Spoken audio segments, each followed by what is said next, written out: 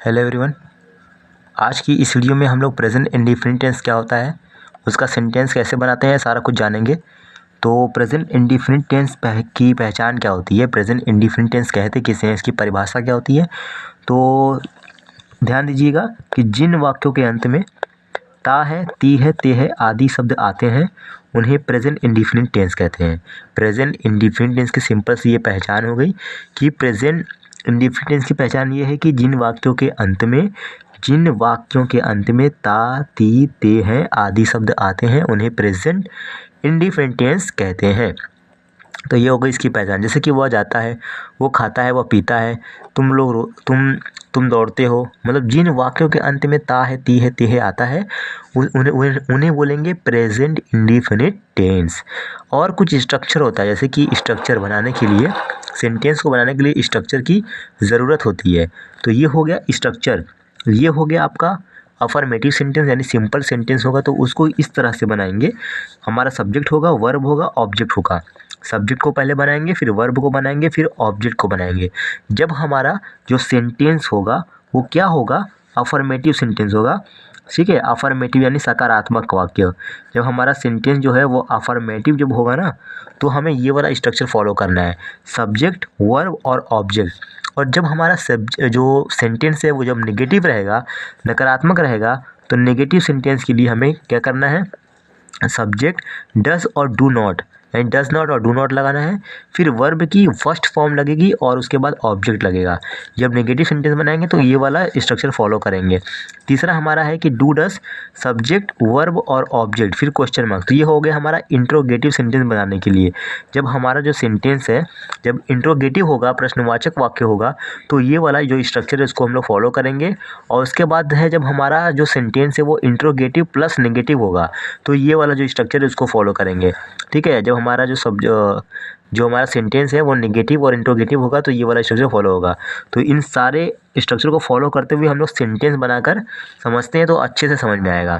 और भी कुछ नियम होते हैं प्रेजेंट इंडिफिनिट टेंस के, कि जब सब्जेक्ट हमारा एक वचन होगा, सब्जेक्ट अगर एक वचन होगा तो वर्ब में एस या यस लगेगा। सब्जेक्ट अगर एक वचन होगा तो वर्ब में एस या यस लगेगा। सब्जेक्ट अगर बहुवचन होगा तो वर्ब में एस या यस नहीं लगेगा। बस इतनी सी बात है। अब हम लोग क्या करते हैं, एग्जाम्पल समझते हैं। जैसे कि पहला एग्जांपल आप लोग को दिख रहा है कि वह घर जाता है। ये सिंपल सेंटेंस है, अफर्मेटिव सेंटेंस है।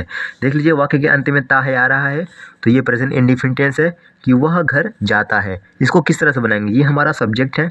ठीक है, ये हमारा सब्जेक्ट है, वह जाता है। जाना क्या है, हमारा वर्ब है। और ये हमारा घर क्या है, ऑब्जेक्ट है। ठीक है, ये हो गया हमारा सब्जेक्ट, ये हमारा हो गया वर्ब और ये हो गया हमारा ऑब्जेक्ट। तो हमें स्ट्रक्चर के अकॉर्डिंग सब्जेक्ट, वर्ब, ऑब्जेक्ट, हमें क्या स्ट्रक्चर हमें क्या बताता है कि सबसे पहले सब्जेक्ट को बनाना है। सब्जेक्ट हमारा क्या है, वह को बोलेंगे ही, वह को बोलेंगे ही। उसके बाद वर्ब क्या है, वर्ब है जाना, जाना को बोलते हैं गो। और गो में एस या ईएस लगा देना है क्योंकि हमारा जो सब्जेक्ट है वो एक वचन है, तो ईएस लगा देंगे तो हो जाएगा ही गोस। उसके बाद वर्ब क्या है, वर्ब है, अरे ऑब्जेक्ट क्या है, घर, घर को बोलेंगे होम, तो उसके बाद लगा देंगे टू होम, टू होम। ठीक है, तो ही गोज़ टू होम, वह घर जाता है। तो इस तरह से हम लोगों ने पहला सेंटेंस बना लिया। अगला सेंटेंस है कि तुम लोग किताब पढ़ते हो। तो तुम लोग किताब पढ़ते हो, तुम लोग क्या है, सब्जेक्ट है। पढ़ते हो ये क्या है, पढ़ना क्या है, वर्ब है। किताब क्या है, ऑब्जेक्ट है।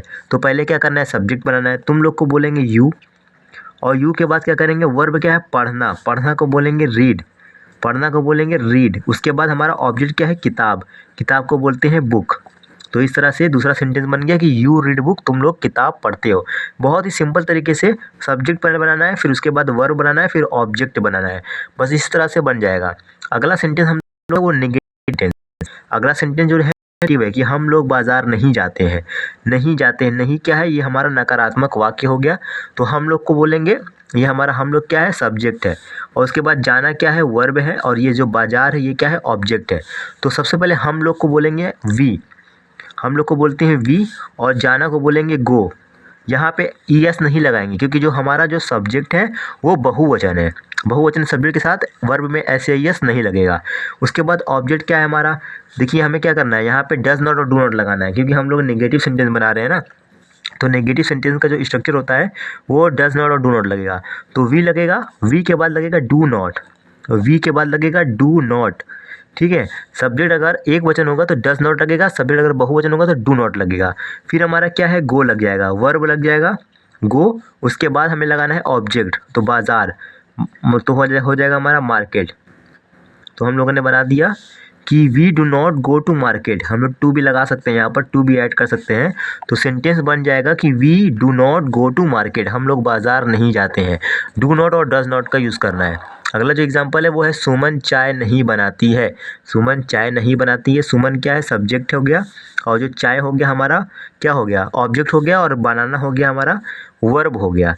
तो सुमन एक नाम है, तो सुमन के लिए लिखेंगे सुमन, उसके बाद लगाएंगे does not, Suman does not, क्योंकि जो सुमन है वो एक वचन है और एक वचन सब्जेक्ट है। तो सुमन डज नॉट, बनाना को बोलेंगे प्रिपेयर, प्रिपेयर लिख देंगे। उसके बाद यहाँ पे चाय को बोलते हैं टी, तो टी लिख देंगे, तो बन जाएगा सुमन डज नॉट प्रिपेयर टी, सुमन चाय नहीं बनाती है। उसके बाद हमारा अगला जो है एग्जाम्पल वो है मैं खाना नहीं खाता हूँ।